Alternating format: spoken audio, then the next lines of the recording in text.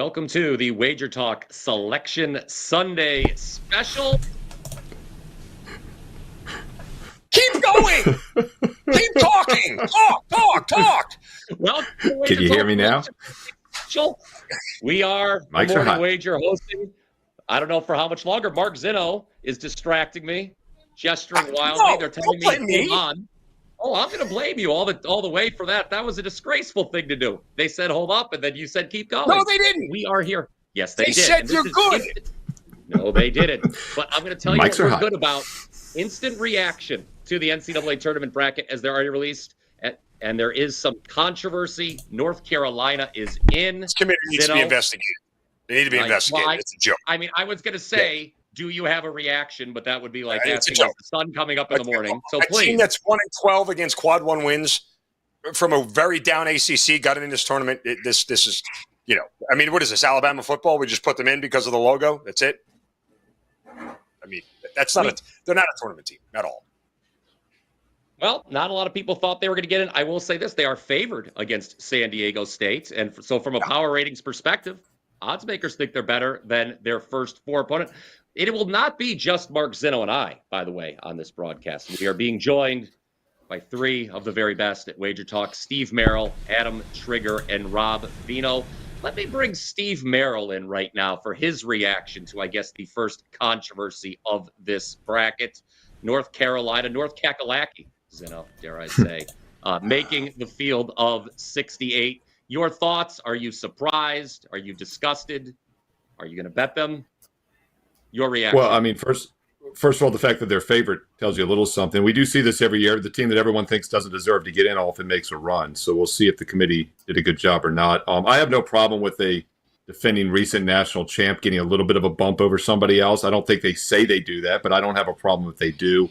And let's not fool ourselves, guys. We've known this for years now. They all claim they want Cinderella stories in these mid-majors, but they don't. And less of them are getting in than ever, and they match them up against each other by the round of 32 so that one of them cannot advance mathematically. And this is more of a sign of that. So it's not a surprise. But, yeah, I will say this, Mark. You were saying they don't deserve to be in. I looked the other week. I haven't updated the number, but I think they were 1-9 like a couple weeks ago against like Class A Tier 1 teams. So 1-12, Steve. 1-12 yeah. against quad one opponents. Is that what it turned out to be? I mean, yeah, they're not going to last long, but they got a favorable matchup. But it's a play-in game, right? It's the first four. Right. And think of it this way, too, guys. If you want interest in the first four game, put a blue blood in it, right? It's probably not a bad strategy. Sure. Yes. Yeah, I mean, TV. Remember, this is still a TV event among all things, right? So a lot of these matchups and a lot of these teams that may get in have a lot to do with their ability to draw numbers, eyeballs onto TV sets. Of course, guys, these first four matchups do matter. I believe there's only been one, maybe two times since they did this first four thing where one of those teams from that group have not won, not just once, but twice, making the round of 32. So history suggests one of these two teams makes, one of those four teams, I should say, makes the round of 32. And I'll say this about North Carolina, okay? You talk about the 1-12 in quad one games. Yeah, that looks bad. Ken Palm has them at number 33. That's 2 spots above UConn, okay? That's 5 spots above Creighton. So they have some respect still by the metrics, I guess. There is another situation developing here as we look at the South region. I'll bring Adam Trigger in for this since it involves a lower-seeded team, and no one follows the lower-seeded teams more than my man Trig. UC San Diego, a 12 seed. This will be the trendiest team over the next 3 days. Everyone is going to tell you how much they love UC San Diego, whether or not they've actually watched UC San Diego play. Michigan, thanks for winning the Big Ten tournament, I guess, because your prize in the 5-12 matchup is drawing what I think everyone believes is the best true mid-major in this thing, Trig.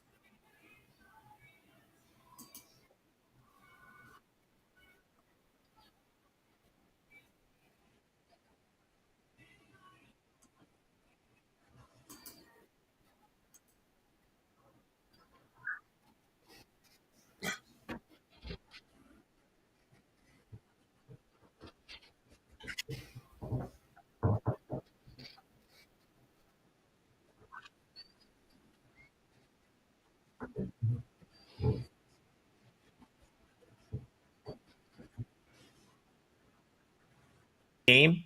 Yeah, I mean, it could be a great game. UC San Diego's been awesome, but they're going to have to deal with a pick and roll that they probably haven't seen a pick and roll of that caliber in the Big West this season. You know, Dusty Mays really that pick and roll offense is awesome, and it was just on display all weekend in the Big Ten tournament. So, I don't know though. I'm trying to run numbers like as we're doing these right here. This is my numbers are coming out kind of close to a pick here. I'm just gonna say that. Like, Yeah.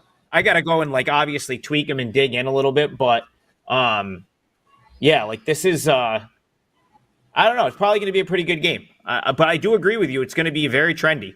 Everyone's going to love UC San Diego here. That's for sure. Zeno, what? We saw the opener, Michigan -2, only against UC San Diego, obviously being a 5 versus 12 matchup. Historically, we see upsets in that part of the draw. So I'm sure right now that everyone is predicting UC I'm seeing San Diego opening lines at 3.5 right now for Michigan.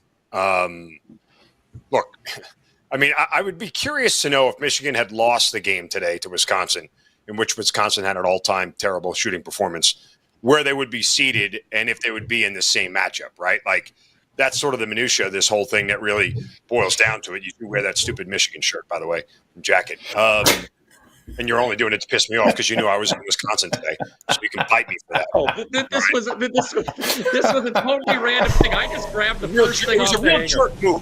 I literally texted you, okay, this morning about Wisconsin, and you wore that stupid jacket right here just to piss me off, and it worked.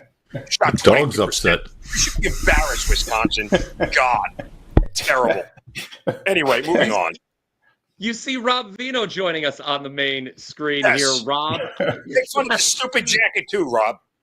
No, Rob's not going to make fun of this jacket. Rob and I are very good friends, as a matter of fact. So there you go. I bet you Rob's on my side, as a matter of fact. Rob's the poor sucker. Where is your only friends? I'm not friends with you after what you're wearing right now. Would you like me to disrobe? I need to have my attire approved here before I go on the program with you. Is Let's get to Rob. You got to be more intelligent and more intelligent. All right.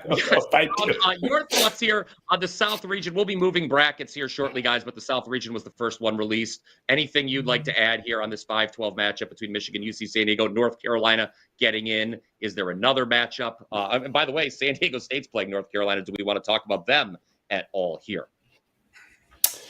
Yeah, I'll say this real quick, guys. Adding to what Trigg said earlier, San Diego deal with a pick and roll, deal with 2 7-footers when your tallest guy is 6'8" in the starting lineup. I mean, that's something you don't see in the Big West all that often. So they did go to Utah State this year, +10, win that game. I think that's when they weren't so highly power rated. Now they are. To me, that line of 3.5, that's a little bit crazy. I know there's always a 5-12 upset, but go ahead, Adam. My gut says, Rob, I think you're going to get a better line than that if you like Michigan. I feel like UC San Diego's taking money at 3.5. Like I honestly think this trends back toward Brian said 2, maybe it opened somewhere.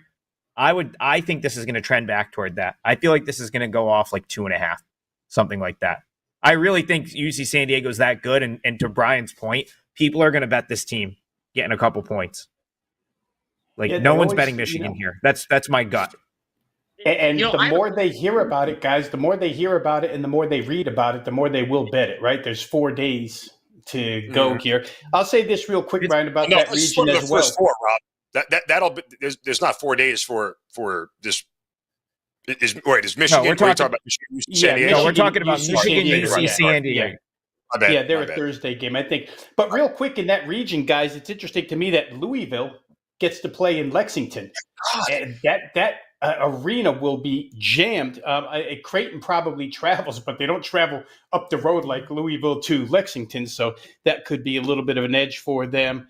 The North Carolina thing, hey, we'll see if Texas gets in, because if Texas doesn't, they'll be the team that bitches the loudest. Texas just got in. They're playing Xavier in the play-in round again, and then face Illinois. It just popped in the Midwest. I'll tell you what, they'll let anybody in this damn thing. Like, they're going to let 72 teams in. Who got left out? Who got left out is what we need to know. Well, I think Indiana right now is probably sweating. And I'll be honest with you guys. They were talking all day like Indiana was a formality. I didn't understand that at all. The Indiana Hoosiers stink. I didn't think that they necessarily deserve to be in the field of 68 as a guarantee. Texas is 7-10 against quad 1 opponents. You ready for this? They're 3-5 against quad 2 opponents. They can't even beat bad teams. Like, Yeah, and 6-10 in conference? Stop it. It's a joke. Or 6-12, rather. This is a joke. This is not a tournament team. Hey, Brian, I got to jump in. They showed this a minute ago. Gonzaga just got the 8th seed and has to play Georgia, and they will play the winner. They'll play Houston after that. Right now in the Ken Palms, Gonzaga is the 9th overall team in the country. In the net ratings, if what I'm looking at is accurate in the net rating, they're the 8th team in the net ratings, and they're an 8th seed. This is insane. I mean, I know they haven't been ranked because I do my top 25 video. They've been in the 30s all year, but they've been like a top 10 net ranked team. I mean, they're showing it right now, the Midwest region. Number 8 seed Gonzaga, and then they get Houston on top of that if they get by Georgia. So shocked by that. 3 or 4 in that matchup, right? Like Georgia's not I haven't favorite. seen it. 4.5. Georgia won't be the favorite. Georgia's the 9th seed anyway. 4.5. Gonzaga's 4.5. But I'm just saying, I mean, you talk about a vastly underseeded team. That's just insane to me. I thought Gonzaga could be a little bit of a sleeper coming into the tournament. I thought Louisville at 8 was also way underseeded. I mean, they just played in the ACC final for crying out loud. Yeah, I got to be honest. And if North Carolina gets in, you'd think they would like Louisville more to that point, you know. And Creighton's a 9, Mark. To your point, Creighton just played St. John's in the Big East final.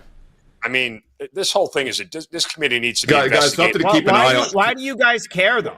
Why does anyone give a shit? Like, we're just here to bet these games. Why do you care? Attach lines to them. Right? Just throw 2 teams. Who the hell cares? Like, just give us teams so we can give us teams so we can bet them. Like, who cares? Like, I just want to know like what you make the number and like what you're looking. You know what I mean? And Trigger just burnt it early. All right. We used to get 3.5 on my other show. We're down to 1 F-bomb a show. We used to get 3.5. One F-bomb. Trimming it down. Family program. Hey, guys, on a serious note, though, with these 10 and 12 bid conferences now, you got to remember they've got the stipulations where they have to pot them in locales, and they can't have conference opponents play each other in the first round. And if you've played more than once, you can't even play in the second round. So if you've only played once, you can play in the round of 32. So we're going to see that more than ever. But you're going to have some wacky seeds because of that. So people that use all their historical back testing based on seeding, I think, is going to go out the window. That's the one thing I will say about it from a handicapping perspective. A couple things here. Number one, I think Michigan being a 5 and still winning the Big Ten tournament. I think the committee just had him as a 5 and just didn't move him after that game. That's my opinion right there. Brian, Louisville. I want to say something about this. I want to say one before thing you about move Louisville. on from Michigan. Yeah. Okay, go ahead. No, I was just going to talk about Louisville because Rob mentioned them being in Lexington, the close. Remember, they're going to play a number 1 seed close to home in the second round. We're all talking about this Creighton matchup. Okay, that's a home court edge for Louisville, but they get a number 1 seed pretty close to their backyard. I think that's fairly significant here looking at the South region trick. Yeah, I mean, those are really important points, right? Like where some of these games are located, and that's what I'm trying to, as this bracket is released, like that's what you got to, it is important in my opinion. Like, where are you headed? Some of these fan bases, how do they travel? Like, I'll be Brian. I was telling you off air. I guarantee you those New Mexico fans show up in Cleveland. That's as passionate of a fan base as I've encountered yet. Like, the New Mexico fans will take over that arena. That they're going to travel like crazy. Like, they're going to roll in there.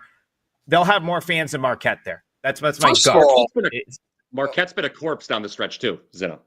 I would like to respond to Adam Trigger and his potty mouth about who's in this tournament and who's not. Okay. Yes, it does matter who's in because even from a betting sports, you're not Dick Vitale on the after show.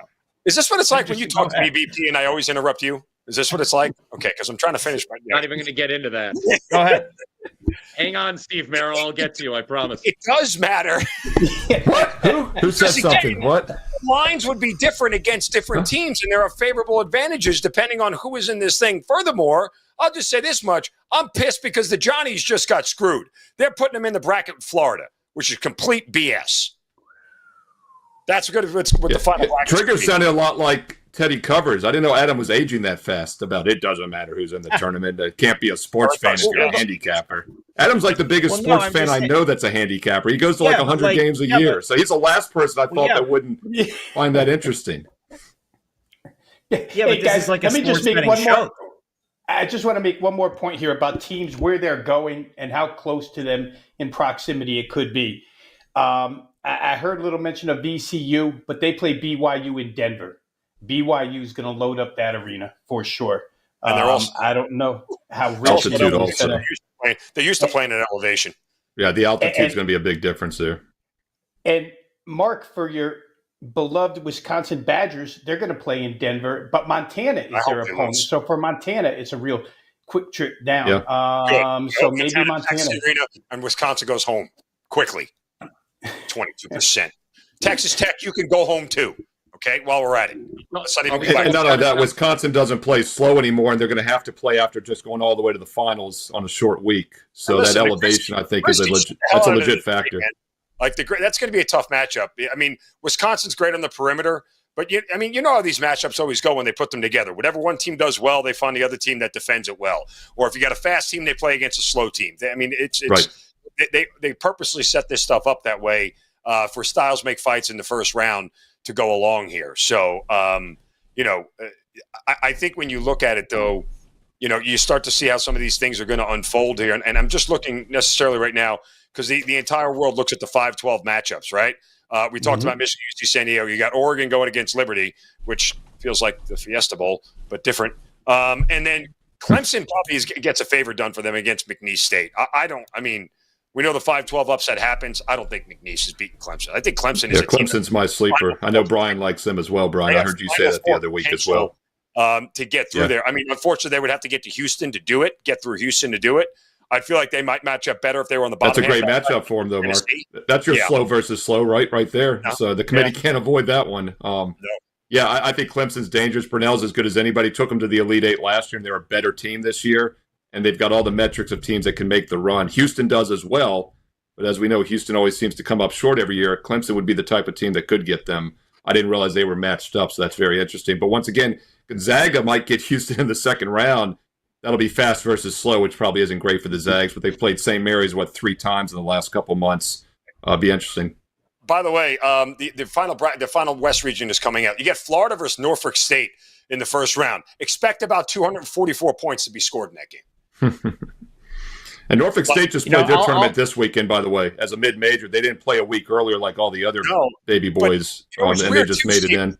Because for a team that's the only team in that conference that's in the top 150 in offense in KenPom, they had a really bad offensive tournament. They did not score a lot of points at all, which was really interesting. But still, the way Florida plays and the pace that they play at, I could see that game going way over the total. Yeah, there's some veteran guys on that Norfolk State team that can score, and they can score on their own. Like they don't.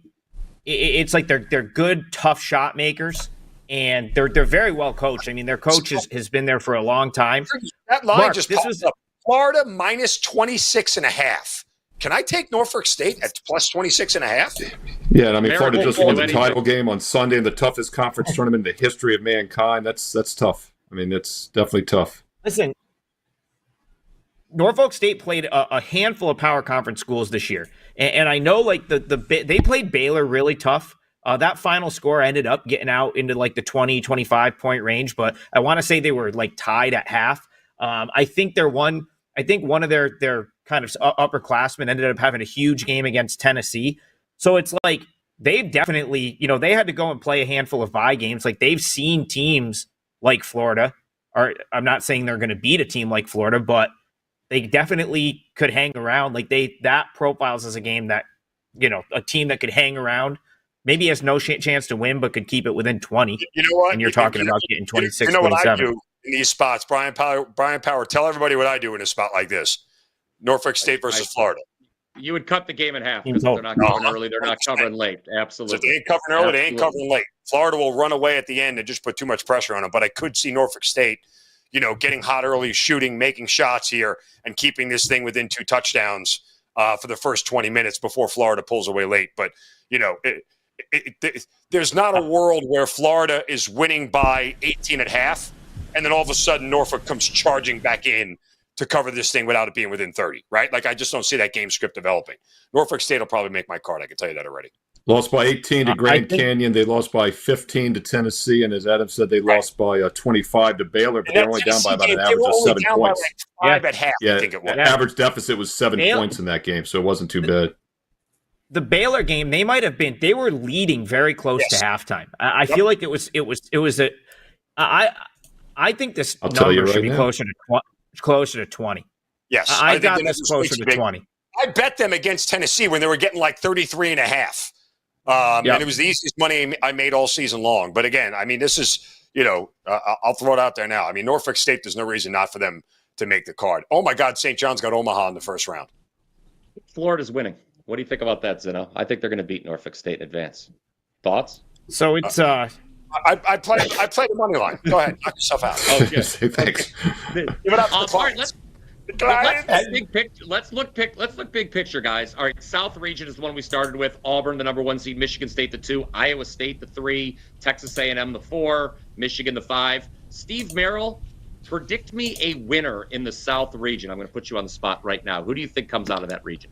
I didn't listen to the first 4 teams you mentioned. Who's in it again? Just run them real quick for me. I don't know my regions yet. Auburn. I'm not picking Michigan, so give me the other 4. No, Auburn, Michigan State, Iowa State, Texas A&M are your top 4 seeds. All right, so once again, I'm going to have a lot of videos and stuff on this week on, kind of the metrics it takes to win. I did a little shorthand. I've got it on the back of an envelope here somewhere from last week. I had 8 teams last week, Brian, going into the tournament that I thought had all those metrics. Clemson was one of them, as I mentioned. Duke was one before Flag got injured. Michigan State is on my list. They're the one of only 8. I did not have Iowa State on that list. Auburn's on it as well. So it's either Auburn or Michigan State. I think Auburn and Duke were the 2 best teams in the country this year. Obviously, without Cooper Flag, or if he's available, we'll have to see. But yeah, I think if it's not Auburn, it's going to be Michigan State in that region. Veno, how about your thoughts on that? Who are you looking at? Auburn, obviously it was a formality that they were number 1 seed, didn't even win the SEC tournament, didn't even make it to the conference tournament final. Is it Auburn or Michigan State obviously was as hot as anybody in the country until they lost to Wisconsin in the Big Ten semifinal. Who are you looking at here in this region? And then we'll move on to a different region, guys. Well, I'll say this.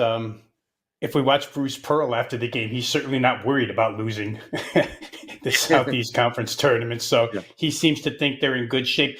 I would say this, if Lipsy comes back for Iowa State, let's not count them out. Iowa State's as good as the 2 teams ahead of them. Iowa State played Auburn early, I think way back at tournament time in December, and had them for a lot of that game, wound up losing. Auburn made a big comeback in that game, if I remember right. It was around holiday time. So Iowa State probably can't be overlooked there. But, looking at the rest of that field, we already talked about the Louisville situation where perhaps they get a shot at Auburn and Lexington. Michigan, UC San Diego, we talked about. I would say, if you're looking for a sleeper out of there, and 3 is not necessarily a sleeper, but Iowa State might be the least talked about team of the top 3 inside that region. And real quick, Brian, I want to make a quick point about what everybody was talking about with Clemson and McNeese, and then hopped in with Norfolk and who they played and how they played them really good. Listen, I'll defend McNeese State a little bit here. McNeese State went to Alabama and lost 72-64 as a 17.5-point dog. You hold Alabama to 72, you're doing something right. They played Mississippi State. They only lost by 3. That's 2 SEC teams that are in the tournament that they covered rather easily. And, of course, they're led by our favorite FBI wiretap coach, Will Wade, who would love to go ahead and get something done here in this tournament. So it's a team that had 5 guys last year that made the tourney. They got smoked by Gonzaga first round, but they added 4 transfers. I'd say they got a shot against Clemson, but we'll see. I just want to point out that they've got some stuff in there on their ledger. Their conference stinks, so they had to go play some decent non-conference games, a lot of mid-majors, but the Alabama-Mississippi State games stick out to me. I got to throw something out. We're looking at here. Go ahead. I'm going to listen. Someone said Michigan State. Don't sleep on Bryant being a very tough, opponent, matchup type opponent in that game, and I'll tell you why. Now, listen, I'm not saying don't take this like I'm telling you to bet Bryant. Okay, I'm not saying I dislike it, but I've watched this team a lot, and they're very they're a tricky team to if you don't know what you're getting into with them. They play super fast. They have some size, and they're really good at contesting shots. Defensively, they rate out in the top 100 nationally. They have some offense. The key for them is not turning it over. So it's like, I'll reference a game from earlier this year. They played St. John's. I believe they covered. It came out really close to the number. But for long stretches, they were like right on par with St. John's. They've got veterans. Earl Timberlake's a great player. I mean, they have veteran guards that have been there for a long time. And they play one of the fastest tempos in the country. So let's say this is an early game and like suddenly Michigan's just like not into it yet. They could find themselves down 15 against that type of team. Now, if they're turning the ball over and stuff, like it could get ugly. But if they're not, like that's a crazy game with like high amount of variance, I think. Like Bryant on their best day can beat Michigan State. They definitely can. Bryant does not turn the ball over, but the problem is they don't shoot the three well. That's my concern. Well, here's what I was going to say.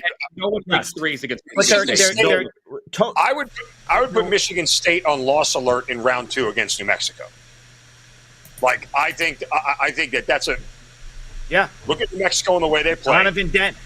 It's the only difference between New Mexico and St. John's is that New Mexico makes threes on a regular basis and St. John's doesn't. If Pitino's running the same exact game and the same exact style, it could be a real problem for Michigan State. Brian, to your point, though, you're right. This is not as good of a three-point shooting team as Bryant has had in years past, but they're very, very good rebounding the ball. Their rebounding numbers are as good as any mid to small major team that you're going to find nationally. You won't find many teams better than that have better rebounding numbers than Bryant. Withers is a great defensive player and he's got size. This is from a league up here in the Northeast, so I watch this team play. I've watched them play for years. Phil Martelli Jr., their head coach, has done a great job since Jared Grasso's gotten when he got fired, he kind of picked up right where he left off. I always thought Grasso would win a tournament game because he was really building something there. Martelli Jr.'s picked it up. I don't know if they'll win this game. Obviously, that's kind of a crazy call. 18.5-point underdog, I think they are right now. But they have the mix to give Michigan State a hard time if they play their best game. Like, there's not many teams you can say that about in the 215 where it's like, if this team plays their best game, they can win. On Bryant's best day, they can 100% beat Michigan State. I'm confident in saying that. Trig, he knows the Northeast and he knows these lower seeded teams. We now have, by the way, lines for every first round matchup. We can start breaking that down if you'd like. Guys, Zeno, did you have something else you wanted to say, it sounded like, before we I'm get just into some of looking, these? I'm looking at paths here. I know Trig doesn't care who's in, but when I look at the 1 and the 2 seeds, look, we only care about the betting. We don't really care about filling out brackets per se, but at least, there's a certain sort of methodology to some of this. Brackets. Yeah, I don't care about filling out brackets either, but Teddy the third is here now. No, it's not even about filling out brackets, Steve. It's just like, I'm looking at paths and eventual matchups and things of that nature. Like when I look at 1 and 2 seeds to get to their regional final, right, for a chance to play in the Elite Eight and go to the Final Four, I think Tennessee got the best draw out of anybody. I really, really do.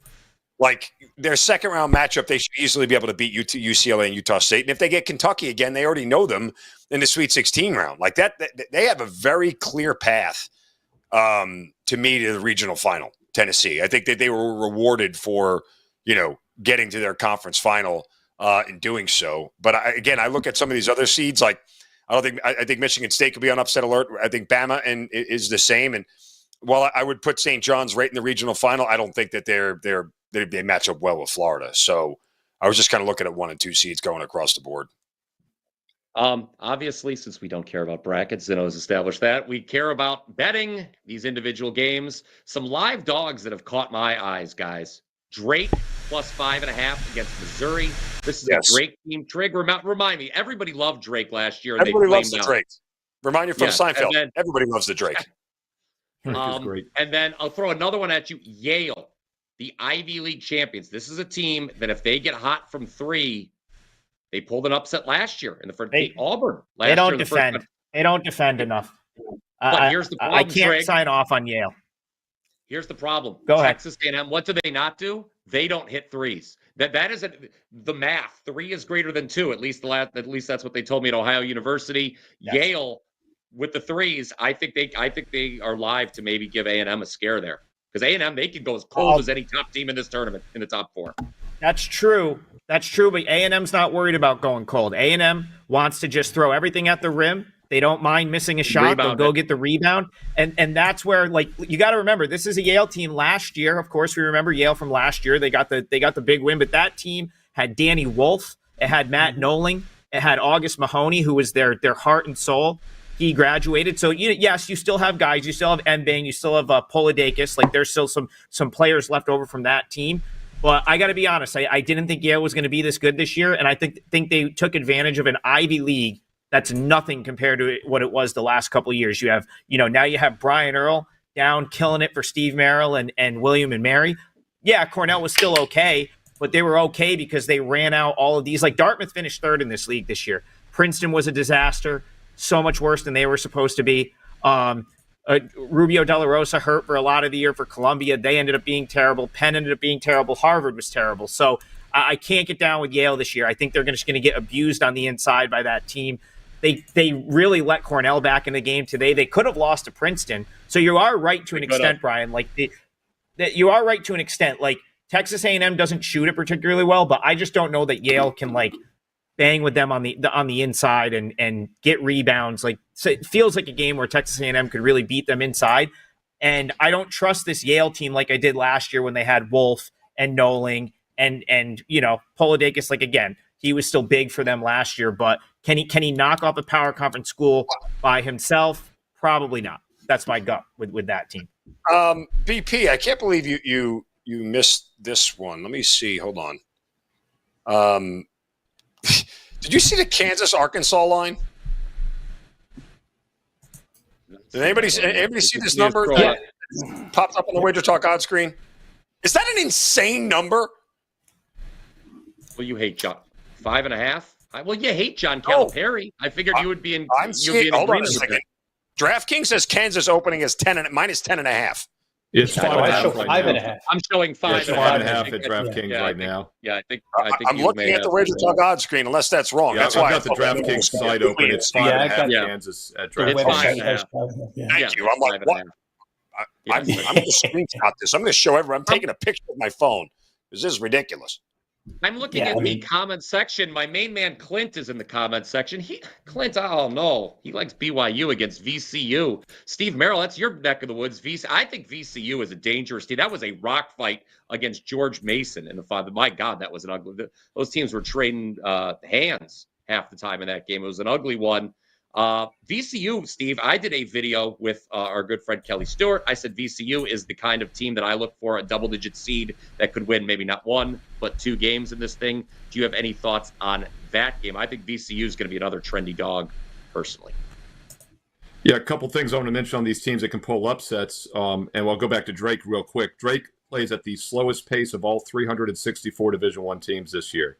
That is dangerous on any given game, and Missouri's more up-tempo. So Drake is a team that could go very far or be out early, but that dreaded half-court pace, especially in the round of 32 of the Saturday-Sunday games, we only have 1 day of prep.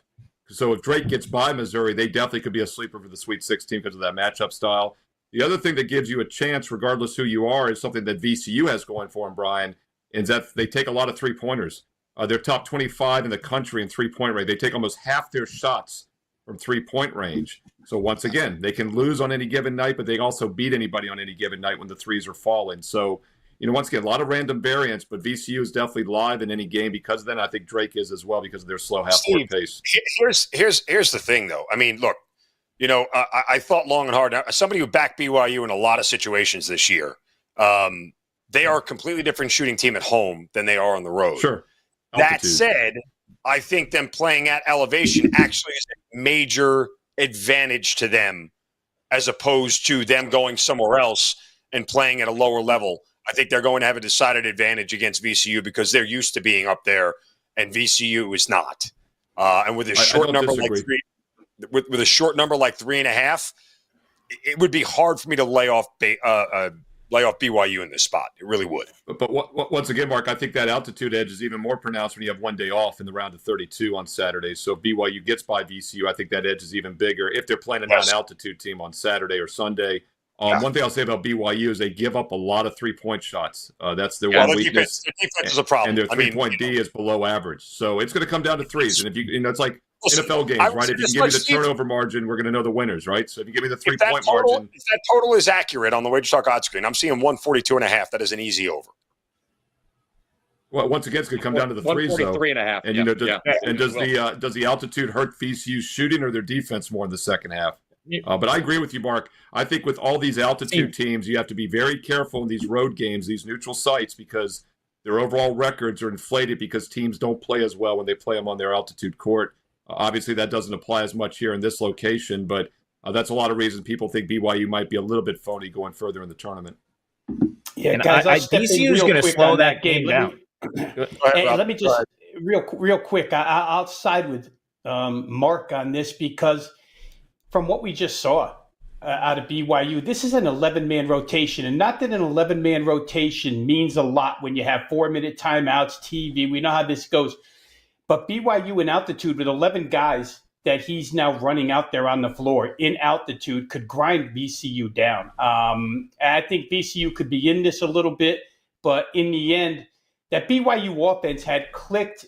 I think I had 17 of 20 games before they played Houston the other day, where they had scored like 70 plus. And VCU's defense is not Houston, so I would have to side with BYU there. Just a deeper team, and the altitude helps, and they're just a better offensive team. Yeah, from a pace standpoint, though.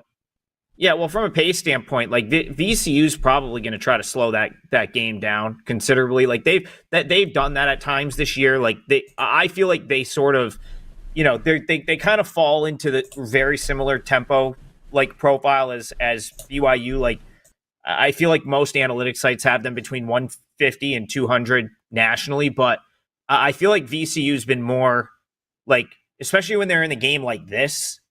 I feel like they tend to slow it down a little bit more, and it kind of make, just again, I'm just saying that because we brought the total up. I don't think VCU is going to try to get into a track meet with this BYU team. I don't think that benefits them at all. So now VCU's defense can be pretty solid. Like that's a team that can be pretty good on the defensive end. But what you also have to ask yourself is like the Atlantic 10 was not, great this year. They had some good teams, really no other, like Dayton was down this year. I felt like St. Joe's never really panned out. So you're getting this team that just ran through the Atlantic 10 conference. And then you kind of look back and you say, well, there really was, like, there was many okay teams, not many great teams. George Mason, I guess, was pretty good. But again, like, when was the last time the A-10 didn't get 2 teams into the NCAA tournament? Long time ago. I can't remember. When were they a 1-bid lead? Previous than this. So it's an interesting game. I think you're definitely going to get forced to pay. What is this number, like 3.5? That's definitely forcing you to pay the altitude tax with BYU and Denver. I got this closer to a pick on a neutral, but I'm not saying it's wrong. I'm not saying you're wrong for doing that. No, and real quick, just to end this real quick, guys, VCU's been an underdog twice this year. Both times it was to Mountain West teams. Both times they didn't cover. 0-2 ATS. They lost to New Mexico by 7. They lost to Nevada on the neutral. Get BYU. So they're playing another Mountain West team. That's probably the way to go. I don't know. Guys, I have circled. This is a very interesting line that we need to talk about because Memphis, who was the AAC tournament, just ended right before. Just tell everybody before you start you hate Memphis. You hate Memphis. I think they're very open. I think they're poorly coached and they turn the ball over a lot, okay? Well, and guess who else doesn't believe in the Memphis Tigers? Apparently the odds makers, because despite the fact that this team just won its conference tournament, okay, and they're a 5 seed, they are an underdog to 12 seed Colorado State. You talk about a hot team, guys. Colorado State, I believe, has the winners of the Mountain West tournament. I believe they've now won and covered 8 consecutive games. So I don't have this in front of me right now, but historically speaking, Steve Merril, I do believe when the 12 seed is favored over a 5 seed, that has been a siren, if you will, to take the 12 seed in that particular instance. And so we have one of those. It doesn't happen all the time. But Colorado State, guys, yes, a 12 seed laying 2.5 to 5 seed Memphis.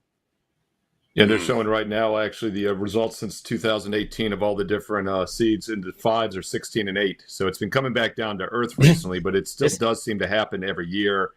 They also did something very interesting. I remember them doing this last year, guys, or years past. They had the overall seeding for every team in the bracket, but it's all crap. I was waiting to see what Gonzaga was. They have Gonzaga 30th overall, and they're 8th and 9th in the Ken Palms and the net ratings. But your Memphis Tigers were 20th overall as a 5 seed. So basically, they made it match whatever seed they gave them. It's all, crap. I don't think they even believe those are really the overall metrics. But I agree. I think Memphis is a team, if you look at more of the serious power ratings and whatnot, are not even a top 25, top 30 program. I'm not sure I'm in love with Colorado State, though, but I don't think either one of them are going too far.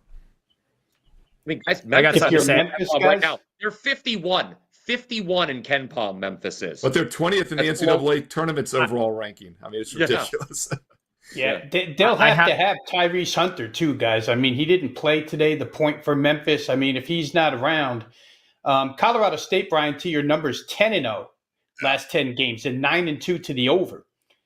That's a really good. That was the best shooting team in the Mountain West all season long. They actually won their first Mountain West title since 2003 when they won it this weekend. So, Nico Medved and that squad, that's not a team to mess around with. I could see them. You have to handle the boards against Dane Danger and those guys. But otherwise, I think Colorado State, maybe they are the better team. Maybe they should be favored.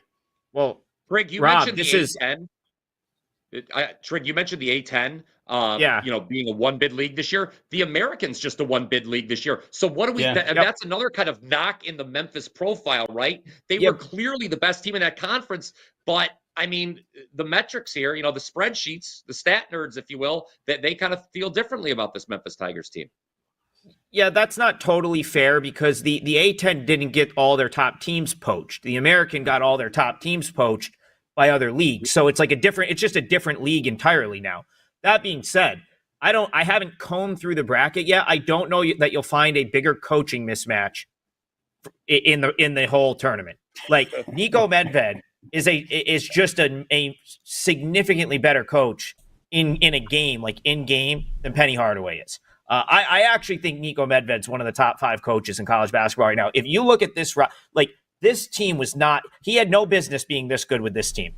That this team should not have been this good. You know this as well as anyone. You talk about a team that was picked over by imagine if Colorado State had Tajay. I mean, this team was as picked over as any in the country, and here they are. I mean, Nate Clifford is an NBA talent, but the rest of this roster is not very good. And without an elite coach, this Colorado State team is not here right now. I do think you have to point that out, right? Like Memphis can be game planned for. I was on UAB today. I ended up on the wrong side of that one, but that was more because UAB went 1 for $1 million from 3 in the second half. I don't necessarily think Memphis really outplayed them until they just started missing everything. And really, like what Memphis does, very sloppy with the basketball at times. Colorado State is playing so good right now. Like the only thing that concerns me with that is like they just won their conference tournament. They kind of like went max effort down the stretch. Then they get a couple days off and show up and forget how to make a shot. But you still have Nate Clifford. He's a superstar. He kind of feels like the type of guy that's playing another couple games in the NCAA tournament. I want BP. As I was watching Memphis, I was going to say, Zeno, as I was watching Memphis, Dane Danger was terrible from the free throw line today. Terrible. And that's been a problem for him. I know how you like to shout from the rooftops, make your free throws. Memphis. Shout it from the rooftops. When you got a good record, shout it from the rooftops. All right. Okay. Yes. We're not going to get into that right now, but we are going to get into He's not the only one. Hey, Brian, let me hijack real Both quick. their bigs are bad free throw shooters. I've got breaking news for everybody, and this is what I've been waiting for the past hour, is that the in-house guys at CBS just made their Final Four picks, including Seth Davis. And both Seth Davis and Clark Kellogg have Michigan State in the Final Four. So that's not a slam dunk for Auburn to get back to your initial question on that. And then Jay Wright has Auburn in the finals. And I do respect Jay Wright, actually, of the three of them. And Clark Kellogg had Clemson losing in the finals to Florida. Seth Davis had Florida losing in the finals. So be wary of Florida. Maybe Clemson isn't as much of a sleeper as you and I think. I hope you're right. Auburn might have more value than St. John's has to get through. I don't like St. John's matchup with Florida at all. They're too long, too athletic for St. John's. It's not a great matchup. I wish St. John's was in Houston bracket, but that's a whole different conversation. I wanted to bring up one thing real quick in reference to when we look at these 8-9 and 7-10 games, which, to the public, these are two equitable teams, right, because of where they're seated. But then you start to see the gap in the metrics, and Vanderbilt and St. Mary's becomes another one here. Where you're looking at a St. Mary's team that's 22nd in Ken Palm overall. Vanderbilt's all the way down at 49th, and it's similar over in net ranking as well, where Vanderbilt is 48th and St. Mary's is 21st. And you're only seeing a 4-point spread there. Now it's looked like it's 4.5 moving to 5 at certain places as the lines start to populate here. But that seems like another advantage. The hard thing with St. Mary's is because of their pace and they play so slow and their defensive prowess is typically low scoring, that, the game generally could stay tighter. But there's a pretty big gap there, BP, in the metrics and rankings between those two teams. Yeah, and it's interesting. I mean, St. Mary's is a team that obviously beat Gonzaga twice in the regular season, fell to them in the WCC tournament final. We know how St. Mary's likes to play as well. Guys, there is a team we have not mentioned here yet, and I find it very interesting we have not mentioned this team because they won the national championship each of the last 2 seasons. That would be Dan Hurley, who I believe behaves like a complete buffoon. His UConn Huskies, only a 4.5-point favorite over Oklahoma. Oklahoma sucks. They don't even belong in this tournament. I don't think Oklahoma's a good team personally. So, I'll throw this to Rob Veno. What do you think about the 2-time national defending champs only laying 4.5 to an Oklahoma team that, in Zeno's words, isn't very good? I mean, are they going to be a public? Do we think UConn is going to be a public favorite in that situation? Well, I think a bulk of what we've talked about tonight shows how much love the SEC has gotten. I know Georgia was mentioned as being, Vanderbilt was just mentioned as maybe being, and to Mark's point, Vanderbilt's the worst. They were the worst defensive efficiency team in the SEC this year, playing against St. Mary's. So there's a disparity there. And I know the league is better, but Vandy, I'm not so sure. Same with Oklahoma. They have trouble on the boards. The way Taurus Reed came on at the end of the season for UConn gave him a couple of bigs. If Hurley doesn't have a coronary on the sidelines, and it hurts me, Brian, because obviously growing up there, my first 31 years, the UConn Huskies are close to me. I'm close to the program, and I wish he wouldn't act like a fool, but he can't help himself. He's a chip off the old block with his dad. But I think they're probably going to be primed and ready. You give him 4 days to get ready, and I think he can do the right thing. I'll say this. Your head coach at Oklahoma now, you think you'd rather be the head coach at Loyola nowadays because Oklahoma is just not really good. Fantastic freshman, but overall not a good defensive team, overall not a good rebounding team. And I don't think that bodes well for them against a team that's got a lot of experience under this spotlight. Guys, we've been talking a lot about sides, but we have a question in the comments section about totals. People, they love betting overs, obviously, when it comes to the total. What do you guys think? Well, let's go around the horn. If there's a game, a matchup that jumps out to you that you want to bet the over. BYU and VCU, from their three-point shooting perspective, that 142, 143, that's a low total. BYU is not a good defense. A lot of their games have gone over, particularly the ones at home, too. But I think that's already I've circled that as a total that should go over. I think when you look to some of these unders early, though, it's the big seeds against the small seeds because they will just limit them from scoring. And you know me, BP, what else will I do? I'll knock a team total under without breaking a sweat. Like, I'll just look at alternate markets. Trig, I know you're not a huge totals guy. You did bring up the Bryant-Michigan State matchup earlier. Bryant, something we need to note, they play fast, 7th fastest adjusted tempo in the country. And Michigan State is a team that, even though they can't hit threes, somehow finds a way to score 80 points every game. I mean, is that something? I know that you said Bryant on their best day might have a shot. This is a game with a pretty high total, 150.5. And do you have any thoughts on that since you talked about that matchup earlier? Yeah, I think that total feels kind of high. Like, listen, like Bryant does like to play fast, but don't sleep on Bryant's ability to defend, their ability to contest shots and rebound. Like, again, I don't think it's the worst matchup in the world for Bryant. Like that's the one thing I've heard Izzo talk about before. Sometimes his team gets 3-point happy. He brought it up earlier this year before he played Oakland. That's a good friend of his, Greg Campy, that plays a very odd matchup zone that will typically, it's a good reference point because of course Oakland, Horizon League, America East, similar type teams, and this wasn't a good Oakland team this year. But if you look at those Oakland Michigan State matchups from previous years, Oakland they'll hang around for a little while. And then usually Michigan State, water finds its level, so on and so forth. And then they kind of pull away. They don't always cover, but that's, that's a reference point. If Michigan State comes out and just starts kind of falling in love with the 3 against Bryant, again, they're very good at contesting shots. They have some length. They rebound. I actually think it probably leans it toward going under because I don't think Bryant's that bad defensively. And I think that their defense and rebounding could keep them in this game a little bit. So that kind of makes me feel like it's too much, too many points. And then, of course, if Michigan State does have a big lead, why run it up? You got to play again in 2 days. So I kind of lean under in this one. Steve, is there an over that sticks out to you? If not, we do have a question from Instagram. Thoughts on a couple underdogs? We had talked about these earlier in the show, but we could always reiterate it. Josh Trueheart over from Instagram said he wanted some thoughts on the Drake Bulldogs. He likes them and said UC Davis. I assume he means UC San Diego, who is the Big West representative, of course, there. But the floor is yours, Steve. Any overs that, like you said, that was a previous question, or you could tackle those 2 underdogs that the commenter asked about?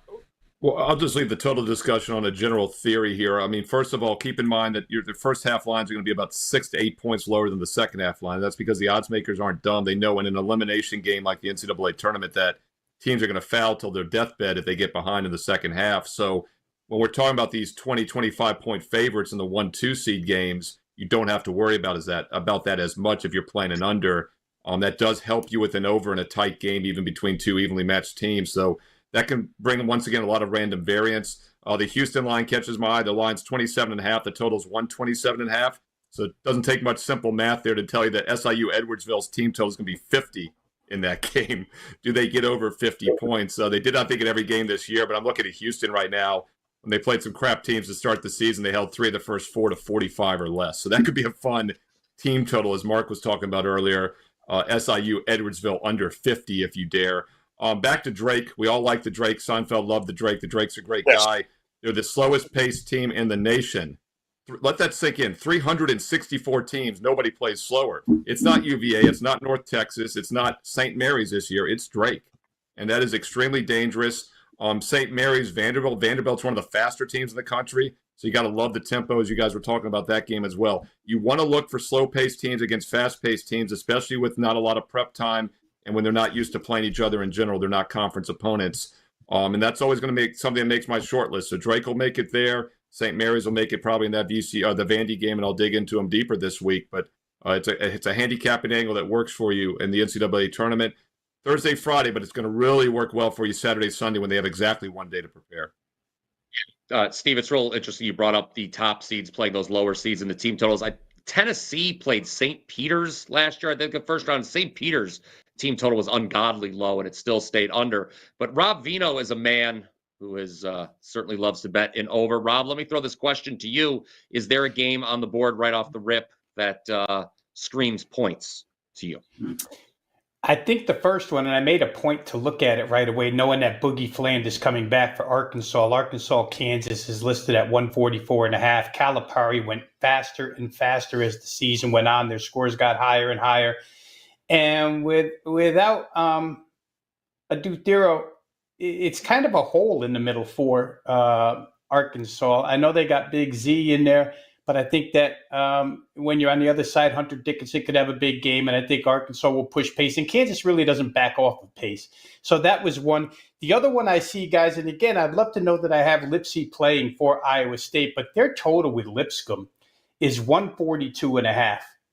Basically, for me to win this game, using the numbers that the odds maker is giving us over at DraftKings, 14.5 and 42.5, you need to get a 79-64 game. To me, that seems way more than reasonable. Lipscomb does nothing but run up and down the floor and shoot threes, and they do it really well. They shoot the ball overall really well. bad conference, good shooters though, and Iowa State can score. They just scored a whole bunch with 2 starters out over the weekend in a tournament game. So I think that one makes a lot of sense. Brian, real quick to your state there, Ohio. I looked at Akron with Arizona. They're 167, and those 2 teams might make 167 look small. They really might. That could be one of those, 90. Well, if it went 90-79, it would still get over if Arizona won. But Akron can score with anybody. John Gross, great job there this year. Arizona absolutely can score. So we'll see. BP. So once led the Ohio University Bobcats to the Sweet 16. And Zeno, as you know, I attempted to bet an in-person under with that Akron-Toledo game on Friday. And that was, that didn't go well. No. That was a game that was on pace for about 200 points the entire way. After making a 3, that's not good for your under, is it? No. Yeah, it's not. Okay, no, stop. We're not going to get into that right now. Anyway. Hold on. I'm going to throw to you, Zeno, in 1 second. I'm going to throw. Okay. Oh, you have one more over? No, please go with your over, and then I'll throw to you a different game. We've got comments rolling in. Actually, it was an under. And Trig mentioned it before when talking about Yale and A&M. Like, if we trust A&M's defense, right, to be able to limit Yale from 3, A&M's offense is awful. They barely shoot 42% from the field. They're not a good 3-point shooting team, and they play slow enough where they can grind this thing down against a Yale team. I mean, I would look to the under in that game at 142.5. Zeno, I know you cannot talk objectively about Wisconsin right now, so I'm going to throw this one actually to Trig because Bill Siebert wants to know about the Montana-Wisconsin game. 22% they shot today. 22% they shot today. 22%. You and I can shoot 22%. Well, maybe you Why could. would they do such a thing? I don't know. Because they wanted to upset Zeno, unlike me wearing the shirt. This was an accident. It was Like Texas Tech. They like the Drake, Hey, but they can don't we like have the the second Zeno. half and you're shooting for this full game, Texas Tech? I'd love to be worse than you. Oh, wait, they Texas Texas Zeno. 19%, and Wisconsin did 22%. So, yeah. Rick, Montana does not have a far drive there, right? Because that game's in Denver against Wisconsin, right? So, I mean, those are big states out there, but certainly at Ohio University in the geography class, they told me that Denver is a lot long closer to drive Montana It's just my than guess. it is a lot to Wisconsin. Yes. Yeah. So this is the problem with Montana. I'm worried that they can't stop anything Wisconsin's going to do. And I know, they didn't shoot well today, whatever. Like they've still been a pretty talented offensive team this year. And Montana doesn't really defend. Like that was the kind of the thing in the Big Sky this year. The Big Sky basketball, there wasn't much defense. Like the top teams in that league were very gifted offensive teams. Northern Colorado was a really good offensive team, played no defense. Northern Arizona had some and they weren't a top team, but they're just a team that I watched quite a bit. They had some stars on the offensive side of the ball. Idaho played no high defense. scoring. Yeah, no defense. And that's the thing. Montana, outside the top 250 nationally, defensively. So this is like a thing on the flip side, Montana shoots like close to 50% from the field. Yeah. But they do it against these other Big Sky teams that play no defense. So what are they going to do against a Wisconsin team that's been pretty solid defensively this year, all things considered, right? Like I think we can all agree Wisconsin's been pretty solid defensively this year. Certainly not offensively. This feels like this to me feels like the potential blowout right here. I know they're in Denver, but you know what? To Wisconsin's point, to just to talk about Wisconsin, some of these they had more travel than they ever had this year, right? Because now you get the Big 12 going out to the West Coast. So are they going to be put off by having to play in Denver? Probably not. I don't know that I have much faith in Montana. I'm gonna give you one that I do have some faith in. That's a similar double-digit underdog. I think Grand Canyon's got a real shot against Maryland, and I'm going to explain why. This team coming into the season, if you go back prior to the season started, there were people on networks talking about Grand Canyon being a top 25 team. That was a narrative that was thrown out there before the season. Now, things didn't pan out. Tyon Grant Foster was dealing with some academic eligibility stuff coming into the season. He missed some time. They ended up losing a game, I think, to UC Davis. And then they got to conference play. They lost one early. And I'm telling you right now, they kind of just said the hell with the regular season. We know that we've got to be ready to go for the WAC tournament. They literally didn't play. Like Grant Foster didn't play from like mid-February until the WAC tournament started. The team that showed up in Vegas this past week is like the team that Grand Canyon, everyone expected them to be this year. They covered every game. They trashed a good Utah Valley team. And let me tell you something. Grant Foster is a 6'7" guard. He's a big boy, and he defended bigs on Utah Valley last night. Like, that's a Utah Valley team that would size that was 16-1 in conference play. They only lost one game all season in conference play. This team they won last year, a tournament game. I'm just saying, like, Maryland, I've heard a lot of Maryland this, Maryland that. This is not like they're not elite at anything. They're good. They're not elite at anything, in my opinion. I wouldn't be surprised if this was the potential upset. I'm probably gonna take the points. I'll probably take the points here. I like Grand Canyon plus the points. Oh, now see that? I mean, that is unbelievable. You know, I'll tell you what, Trig. I'm never, ever going to comment and say that a breakout is too long. You know why? I like learning. How about that, Zeno? Oh, you're such a kiss-ass down noser. Just shut up. My God. All right. Dennis Brewster, we thank you for listening here. The comments continue to roll in from TikTok. He asked, does Memphis beat Colorado State? We just touched on that game a little bit. It's very interesting. As we all said, Colorado State, the favorite there. They come in as hot as any team in the country. He also thinks Drake can beat Missouri. Another question from TikTok. Steve, I'll throw it to you, and then Rob, you can follow up if you want. Simone Gabriel thinks Louisville going to get first rounded.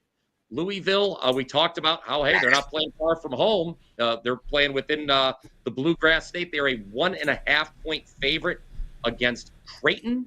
Any thoughts there, Steve, as we have a commenter who believes Louisville is vulnerable in the round of 64? Yeah, I mean, they had to play all the way to the ACC title game. That's another reason I like Clemson a little bit more. If you look at the net ratings, I think Clemson and Louisville are 22, 23. They're like exact, basically, in a lot of ratings. But I like the fact that Clemson went out a little bit earlier. Incredible turnaround story for Louisville. They, going into last night, had won 20 out of 21 games. To put that in perspective, 2 years ago, they went 4-28. Last year, they went 8-24. So, I mean, have they really improved that much in one season? I guess from that argument, you could say they're vulnerable. But I thought Louisville and Clemson are both teams that can make a little bit of noise. And, you know, talk about how UNC maybe didn't deserve to get in. We see this every year. Teams that don't deserve to get in often do quite well. The committee actually does a good job in that regard. And everyone thinks the ACC is as bad as they've ever been in 30 years, and me included. And everyone thinks the SEC is as good as it's ever been.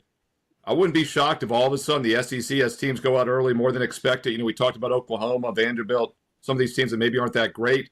And all of a sudden, like Duke and Clemson go to the Elite Eight or the Final Four. So Louisville could be in that mix. And we're going to find out a lot about the ACC probably from this game because Creighton's a tough opponent as well. The Big East, obviously, is a conference between Villanova and UConn that's won more titles. Those two teams and all those other conferences combined have won in recent years. I mean, I wonder how Louisville's going to handle Kalbrenner inside. I think that's the biggest mismatch for Creighton, and where they could take advantage in that game. I mean, I would, and Creighton's not a bad shooting team at all. I mean, you know, they're pretty complete on the offensive end. But I respect the hell out of Louisville. I think that's a really good team. I feel like they're a little bit underseeded, to be honest with you. In case maybe both those teams are underseeded there, Zeno. How about Utah State upsetting UCLA? I know how you love Mick Cronin, by the way, Zeno. do you think Mick Cronin was bitching and crying? Oh, we got to go all the way to Kentucky. Little midget. He's annoying. Oh, that was rude. He's annoying. What do we think? Cronin. I'd like to see Mick Cronin and Danny Hurley in a fight. That's what I want to see. I want to see who wins that. That would be great celebrity boxing. Just put those two guys in the ring together.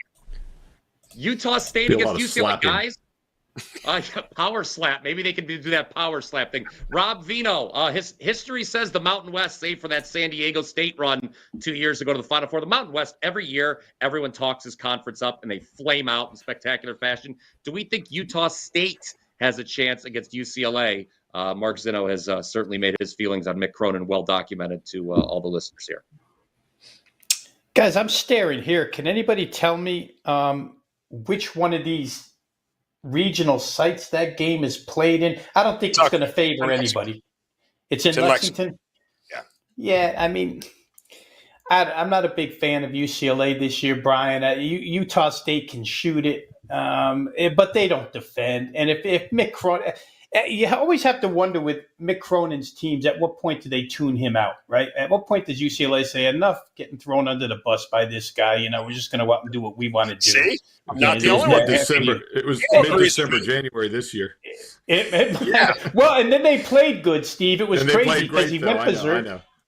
He said his team was not physical, and then they go out and play well.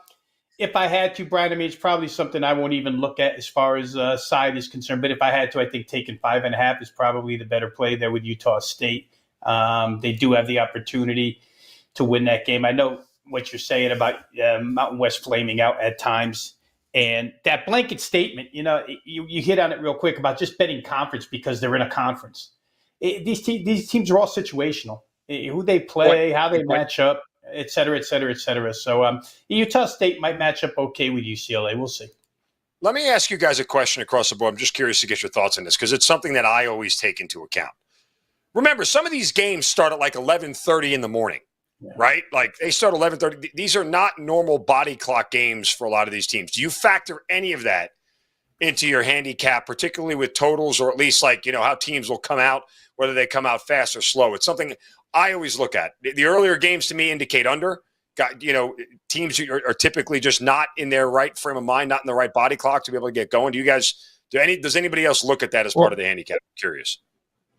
Haven't we had a lot of like the bigger upsets early in the day? Like I'm just going off of memory. Last year we had Duquesne. I think Yale was an early game because it was early for the West Coast. Like it was like 4 in the afternoon. Yes. I'll go back to some famous ones. Lehigh beat Duke very early in the day. Yep. Mercer beat Duke very early in the day. Right? Like I don't know. I feel like it's going to be. I'll go back to that Bryant Michigan State game. If that's an early tip.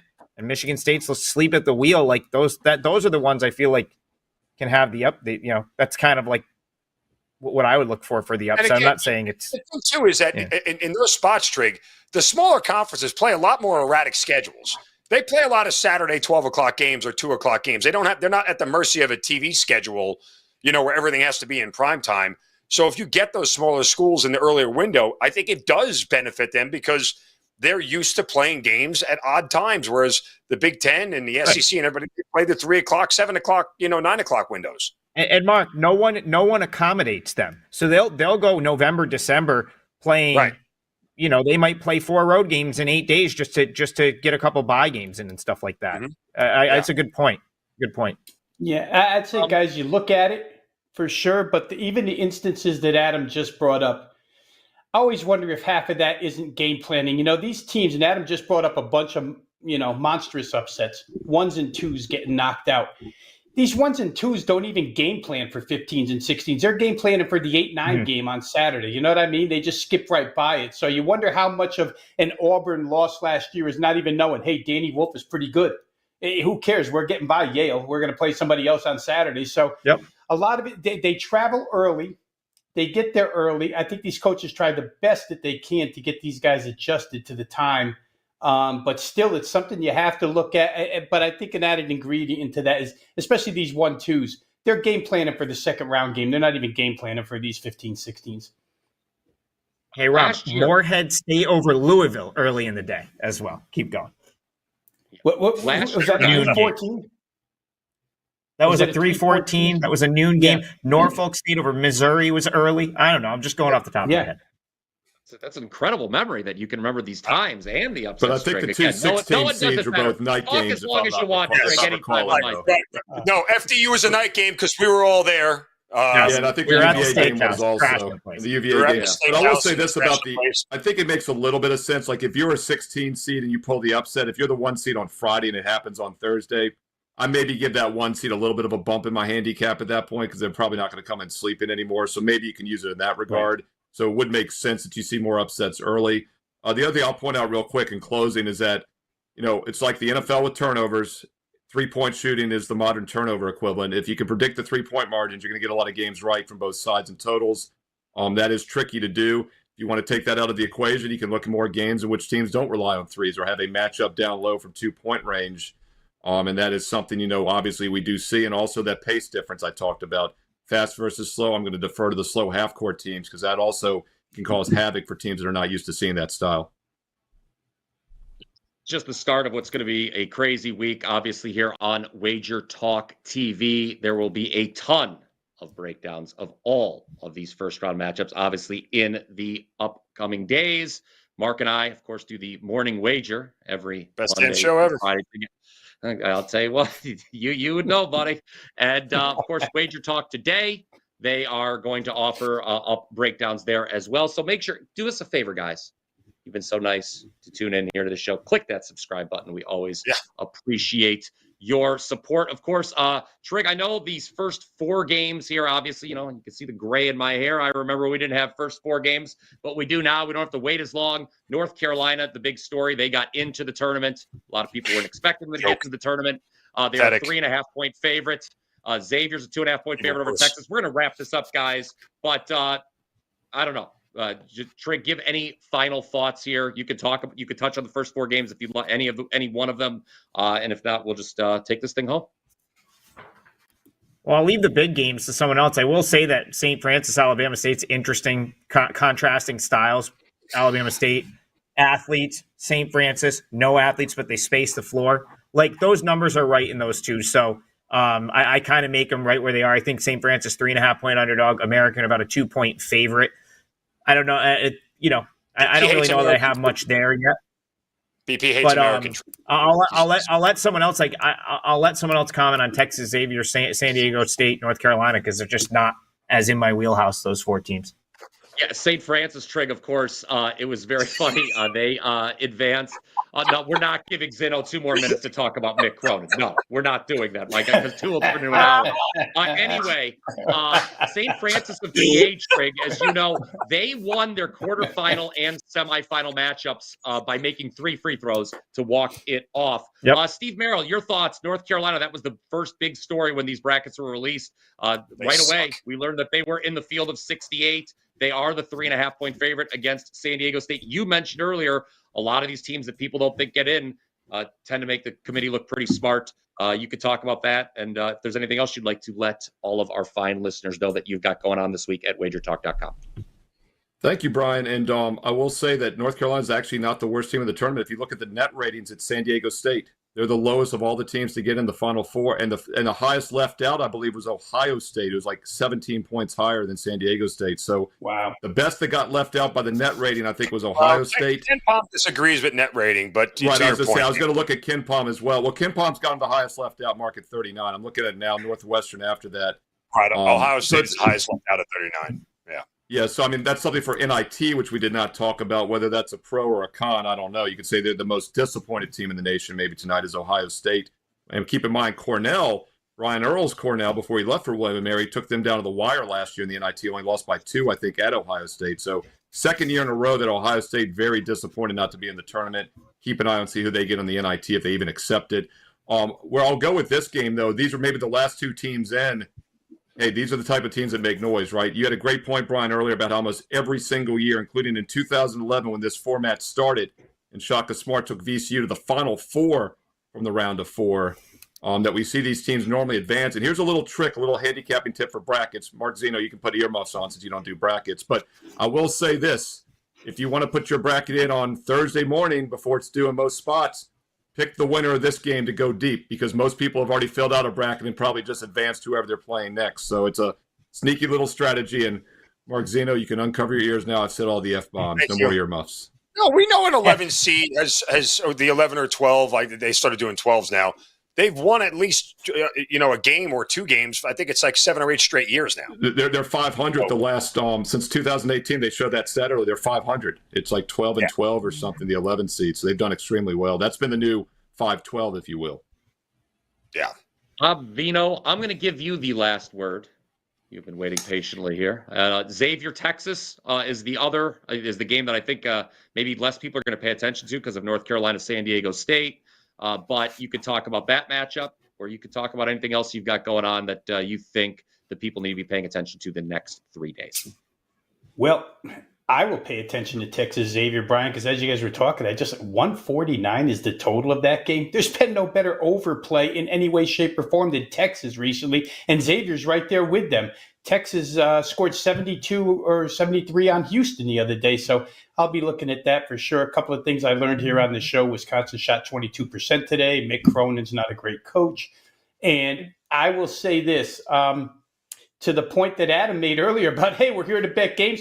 How about this college basketball crown thing that we're going to get to bet on? 16 teams all dropped in Las Vegas for an extra tournament. So we got more than enough basketball to bet on here. You can find my work over at WagerTalk.com, all of our work at WagerTalk.com. But it's going to be a crazy week, guys. And I'll actually be in Las Vegas for the opening day there Thursday. So we'll see what these crowds are like. It's a little nuts over there. Right. And Trig will be joining me here on Sunday, at least tentatively scheduled. Trig will be joining me in Cleveland to catch some second round action, perhaps. All right, guys. That's maybe good. Thank you so much. Maybe Brian. Maybe we'll be watching Brian. Maybe we'll be watching Brian after they pull you. You are going to will this Brian team to victory over Tom Izzo. I'll tell you what. I'm not going to be able to invite my father-in-law if you're going to keep talking that way. He's a proud Michigan State alum. All right. For Mark Zeno. You're Adam still wearing Trigger. that stupid Michigan jacket. Hold on. I wanted to do my Mick Cronin impression. Oh, please do. Please do. Is this going to be the last word? Yeah, do a Mick Cronin impression, please. When it gets all upset, are you sitting there? Got a real question? You asked me about the travel? Like, we're going east 3 times. We got to come back again 3 times for the end of February. I mean, that's a real question? You're going to ask me about the travel? Of course it affects my guys. Yeah. Little punk. And he's got to go to Lexington, Eastern time zone again. Right, he's got to go back to East. I can't tell you how many times we had to go east this year. I've seen the Statue of Liberty 3 times. It's not even March yet. What do you want to do? What is the finger thing there? Is he missing He his was mouth laying with his the hands on his cigarette? face. He was like apoplectic that he got a question. So he was just like, he was like befuddled. His hand was like this. And I thought he was doing like wise guy with a cigar. Yeah. See? No, sorry. Yeah, well, I thought it was wise guy with a cigar. That's what I was trying to think. That Bugs was the Bunny. sound. Yeah. Yeah. I thought Looney Danny Tunes DeVito also, as Rob. the I did think penguin. Looney Tunes, but I couldn't remember the character. It was like, yeah, you think you're a smart guy. Yeah, how about You're a that? smart guy, see? He was just like, but he was sitting like this when the guy asked me the question as if he was like, oh my God, how dare you ask me this question about the travel? Mark, did it make you feel better when they flew his 83-year-old father out for him to lose his 500th chance at a win when they were a 12-point favorite against Minnesota? Did that give you some happiness when that happened? No, the only earlier in happiness the I got from UCLA is the one time I did bet them going east on a 5% play. I think it was against Indiana. Yes. It was against Indiana when they won that game there. I laid like 2 points and they won by like 5 or 6. I met Cronin out at a bar in I met Cronin at a bar in Saratoga back like 2009, maybe 2010. He was really cool. He was out till like 4 a.m. Yes, the Saratoga you must be this tall to get into the bar? Like, did he do that? Well, You he must was be short. tall. Will you was very short. With that? Will you stop? Well, it guys, with I that? think when All right, Trigger's guys. telling Mick Cronin bar stories, it's time to wrap it up, BP. I agree. Guys, He slipped him a hopefully we Mickey. have That stupid answered jacket off. You questions. look ridiculous. Michigan sucks. He spiked his drink. Look, I can't fit into those mediums you wear, pal, all the time. All right, I got to wear something. I'm a 4-year-old guy who lives on IPAs and burritos. All right, my physique ain't the best. So anyway, for Steve Merril, for Mark Zeno, for Adam Trigger, and for Rob Veno, I still am, as a matter of fact, Bryan Power. I don't know how long that'll be, but this was the WagerTalk Sunday Selection Show, guys. Smash that like button if you enjoyed it. Oh my God, I just wanted to send a shout out to my favorite handicapper at WagerTalk, Mark Zeno. I've got your big ticket waiting for later, so call me. Let's make a sloppy parlay together. Yes. Sloppy parlay love. Oh, yeah. I wonder if she's Irish, Mark. Happy St. Patrick's Day. Whatever she is. It's, She's all yours. Whatever she is, she's all yours. Yeah. That's in Brian's lane right there. well, you guys have seen worse, sadly. Mark Zinner met her at a bar. Years have not been kind. That's what I was told one time, Steve. But that's your story for today. On the top 10 hit in Europe.